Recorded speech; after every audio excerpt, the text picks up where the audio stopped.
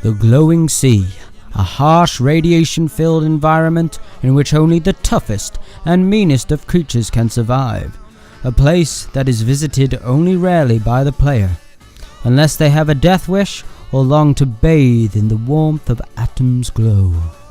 However, this week we have a mod that may make your visit to the glowing sea a lot more comfortable. Welcome to the Glowing Sea Cavern Player Base by nairae.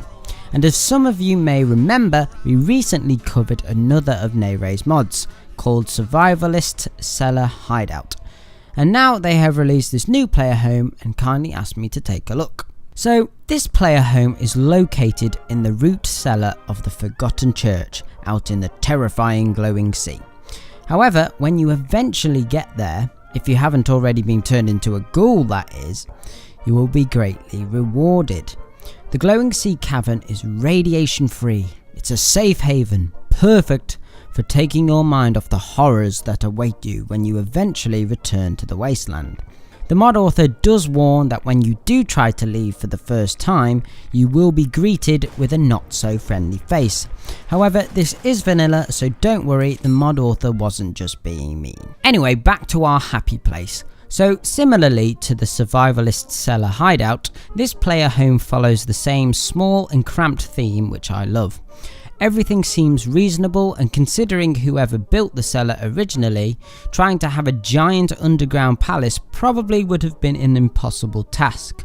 However, despite the small size, this base comes with a ton of places to stuff your junk, with all the workbenches having connected storage. In regards to the workbenches themselves, we have a chemistry station, cooking pot and working sink, your standard weapon and armor benches, and 2 power armor stations.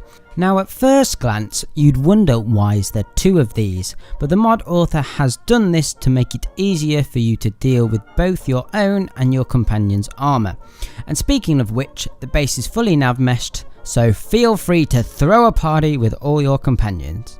So unfortunately, this home doesn't have a workbench to build to your heart's content. However, I personally don't think it needs it. Everything you need to survive is right here already. One thing I have noticed as well is that this base isn't quite as decorated and cluttered as some of the other mods nairae has done. However, this in comparison to a home in the Commonwealth doesn't have any local supplies or traders, so you would expect this to A, have less supplies, probably only enough to last a few days, and B, the furniture and decorations need to be hardy to keep in relatively usable condition underground. A few last things to mention about this home include the interior fast travel icon, so yes, you can spawn straight here if you don't want to risk the rads. There's also 2 planters that have growing glowing fungus to keep you stocked up on radaway. And finally, as with all of nairae's mods, you can sit on your bed.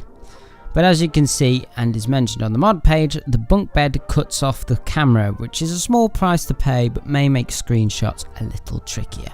Overall, this is another fantastic player home by nairae, but unfortunately it's not getting anywhere near as much attention as it should, and I really think you should go and check this mod out.